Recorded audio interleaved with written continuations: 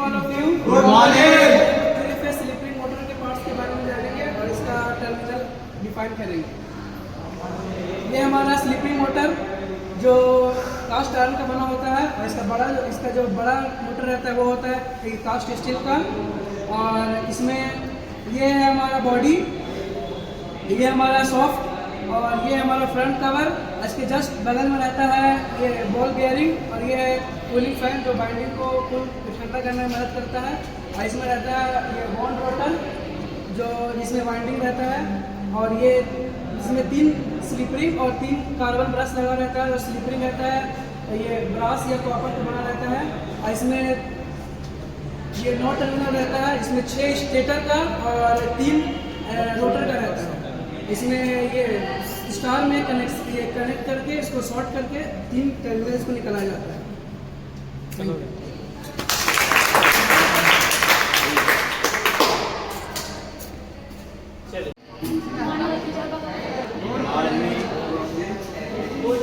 आज हम slipping motor के बारे में बताने वाले हैं, इसके पार्ट्स के बारे में और इसके टर्मिनल्स। ये सॉफ्टवेयर ये फ्रंट कवर है, इसके जस्ट बगल में बॉल बेयरिंग होता है। ये कूलिंग फैन है, ये बॉडी है जो कास्ट आयरन का बना होता है। और बड़ी बॉडी बड़े मोटर से होता है, उसका बॉडी कास्ट स्टील का बना होता है। इसमें 3 स्लिपरिंग होती है और 3 कार्बन ब्रश।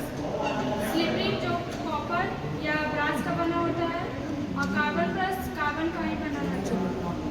इसमें 9 टर्मिनल होते हैं जो 6 टर्मिनल होते हैं और स्टेटर का होता है और 3 टर्मिनल होता है रोटर का। इसमें स्टेटर का 3 टर्मिनल शॉर्ट कर स्टार्ट कनेक्शन में 3 टर्मिनल को निकाला जाता है और इसमें रोटर का 3 टर्मिनल है। Thank you.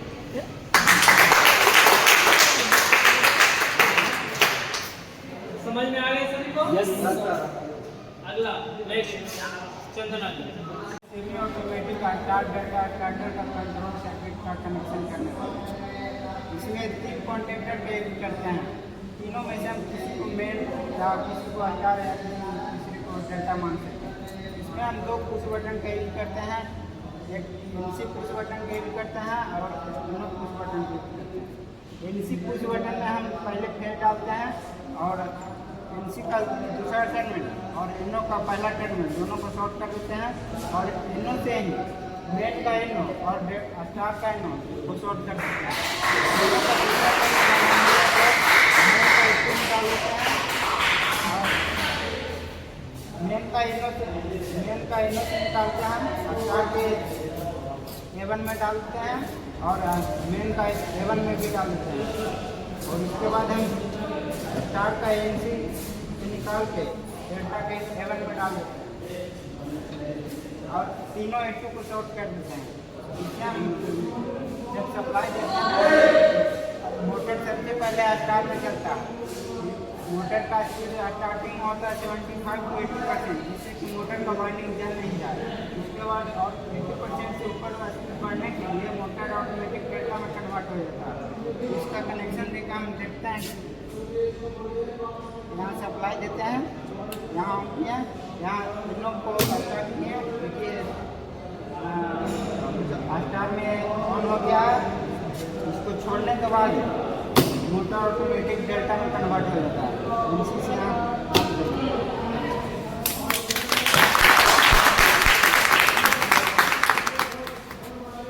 प्रैक्टिकल का नाम semi automatic star delta starter control circuit है।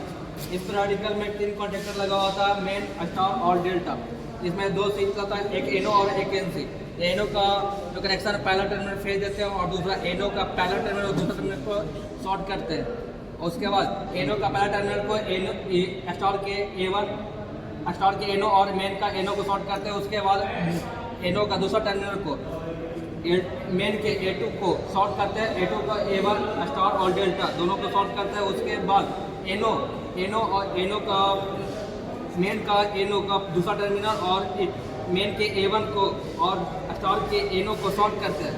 उसके बाद स्टार के NC और A1 को शॉर्ट करते हैं। उसके बाद हम लोग इसको सप्लाई देते हैं। सप्लाई देने से जो मेरा पहला कनेक्शन है मोटर है वो पहले स्टार में चलता है। स्टार में 75 से लेकर 80% चलने के बाद वो स्विच को छोड़ने के बाद मैं ऑन को छोड़ने के बाद वो डायरेक्ट डेल्टा में कन्वर्ट हो, इसको हम आप लोग के सामने दिखाते हैं। देखिए मेरा पहले डेल्टा में कन्वर्ट हो गया, स्टार में चल रहा, यहाँ से इसको छोड़ेंगे ऑटोमेटिक ये डेल्टा में चला जाएगा। मतलब 80% 70 से 75 से 80% होने के बाद देखिए मेरा ये दोनों ऑफ हो गया और ये मेरा डेल्टा में चल रहा। Thank you.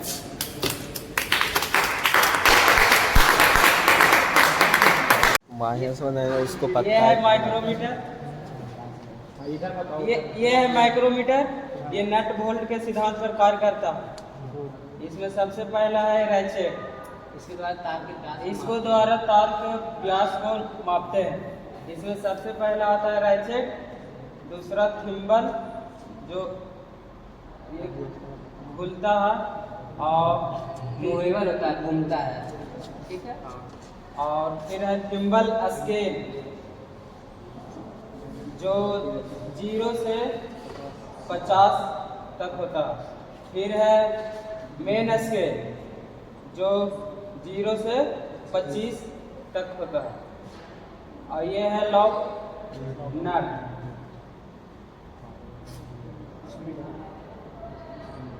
ये है स्पिंडल जो घूमता है, मूवेबल रहता है। ये है एलविल जो फिट रहता है, एलविल। ये है फ्रेम, ये है फ्रेम। व्यास मापते हैं, देखते हैं मापते हैं।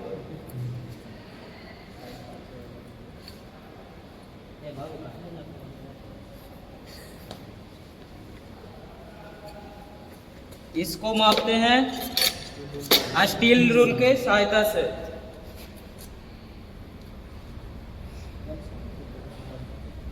दो सेंटीमीटर।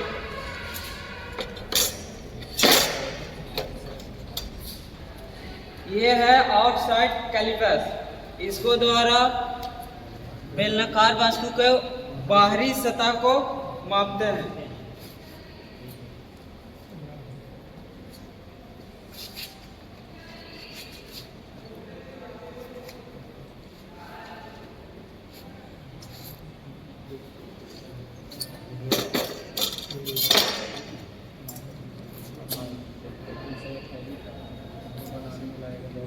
ये है 2.5 सेंटीमीटर। ये है ट्राई स्क्वायर, जहां वायरिंग करते समय कोना पे इससे माप लिया जाता है 90 डिग्री पे है या नहीं।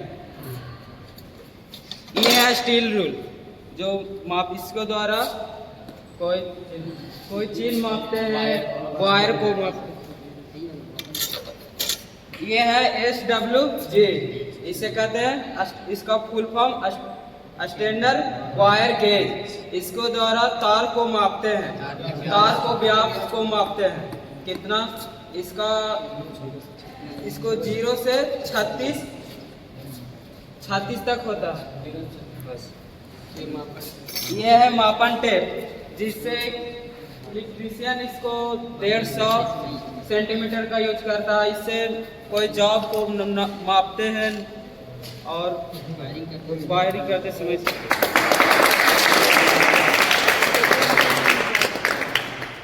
स्पिंडल, और ये हो गया एनवेल, ये हो गया हमारा फ्रेम, और ये हो गया हमारा लॉक नट।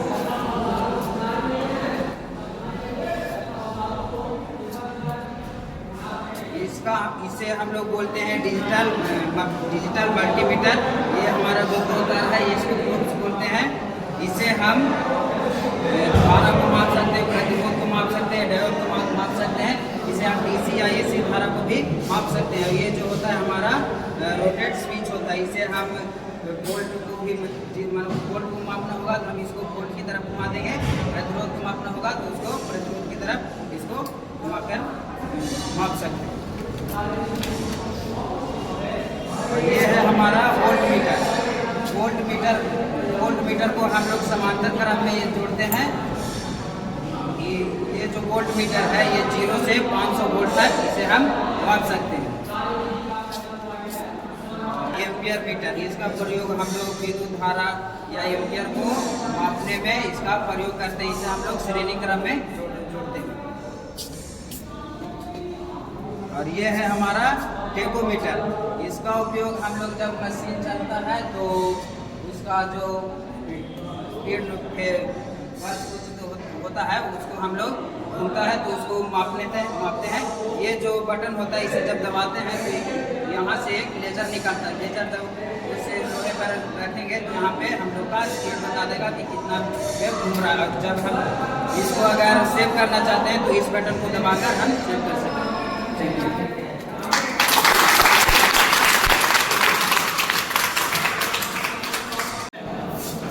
बोलो। आज हम लोग सेमी ऑटोमेटिक स्टार्टर टेस्ट करने का प्रैक्टिकल करेंगे। और सबसे पहले इसका कनेक्शन में हम लोग एनसी के फर्स्ट टर्मिनल में सप्लाई देंगे और एनसी के सेकंड टर्मिनल और एनओ का फर्स्ट टर्मिनल को शॉर्ट करेंगे। एनओ का सेकंड टर्मिनल सीधा स्टार की A1 में जाता है और एनओ का फर्स्ट टर्मिनल से हम एक सप्लाई लेके मेन के एनओ में देंगे और मेन के एनओ से शॉर्ट कर देंगे स्टार के एनओ को। और मेन के एनओ का सेकंड टर्मिनल मेन के A1 में और स्टार के एनओ के सेकंड टर्मिनल में शॉर्ट होगा। और स्टार के एनओ के सेकंड टर्मिनल से स्टार का एनसी शॉर्ट करेंगे। स्टार के एनसी सेकंड टर्मिनल से डेल्टा के A1 में सप्लाई देंगे और स्टार और डेल्टा और मेन तीनों का A2 को शॉर्ट करके उसमें न्यूट्रल पॉइंट देंगे और इसके बाद सप्लाई को इसमें चालू करेंगे। तो सप्लाई चालू करने के बाद जब हम इसके एनओ बटन को दाबेंगे तो मेरा स्टार और मेन दोनों एक साथ चालू होगा।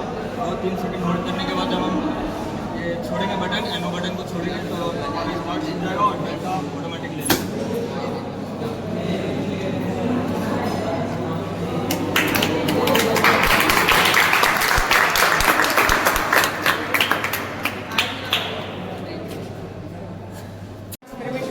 एक्सपेरिमेंट का नाम है make a connection of squirrel cage induction motor auto transformer starter. अब इस ऑटो ट्रांसफार्मर स्टार्टर से इस स्क्वायर के इंडक्शन मोटर का कनेक्शन करेंगे।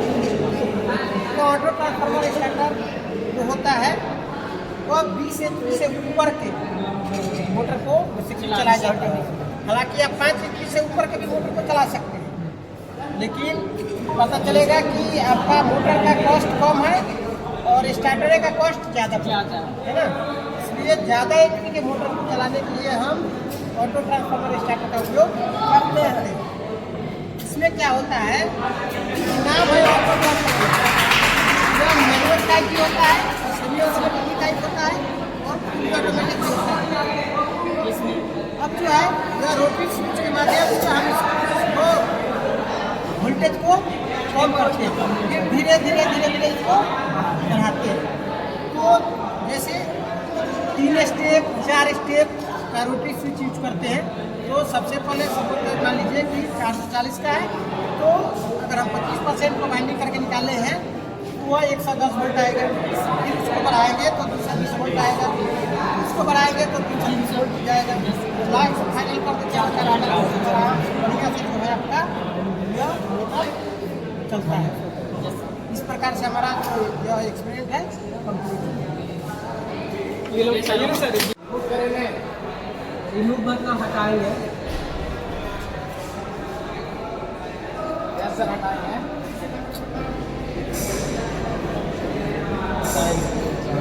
रिमूव करेंगे या हटाएंगे। अगला सर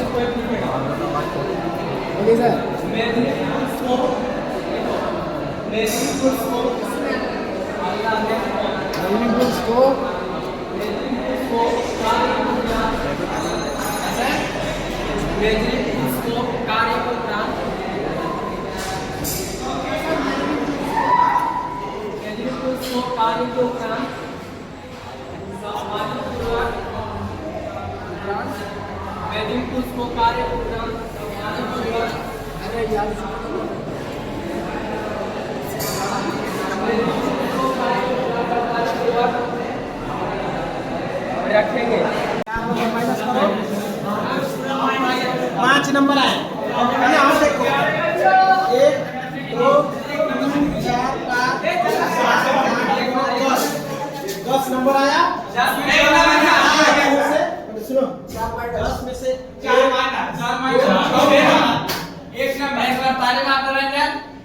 माइनस करेगा महत्वपूर्ण अभिलक्षण टॉर्क अभिलक्षण होता है। महत्वपूर्ण अभिलक्षण तक हो गया था। क्या लिखा है? क्या लिखा है?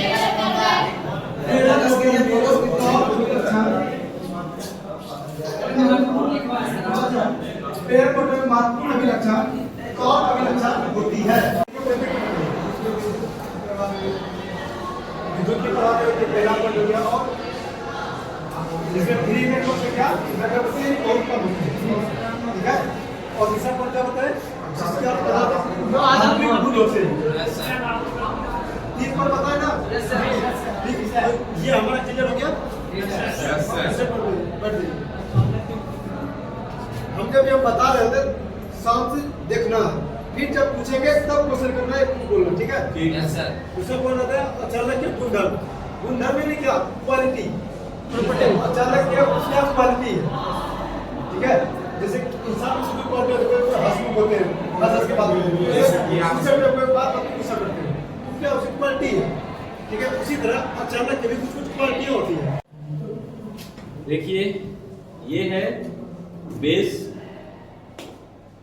बेस जिसे कहते हैं, ये आपको स्क्राइबर है, इसका नाम पिलर है, ये स्नग है, इसका नाम बेंट स्क्राइबर है, और ये जो है आपको दिख रहा है ये गाइड पिन है। क्या है ये? Guide pin. ये इसको क्या करता है? गाइड करता है, यानी कि मूवमेंट इसको करवाता है। हाँ, ये जो आपको दिख रहा है ये वाला, इसका नाम है रॉकर आर्म। ये रॉकर आर्म, इसका मतलब है कि ये डायरेक्ट, ये जो पिलर है ये डायरेक्ट इस फेस से जुड़ा नहीं है, डायरेक्ट इस फेस से जुड़ा नहीं है। इसका मतलब ये रॉकर आर्म के माध्यम से जुड़ा है। इसको टिल्ड रहता है, ये टिल्ड रहता है, मतलब सब स्ट्रेट नहीं रहता है, ये क्या रहता है? टिल्ड रहता है। इसीलिए रॉकर आर्म की जरूरत है। यहाँ पे एडजस्टिंग नट है, ये एडजस्टिंग नट है, एडजस्टिंग नट।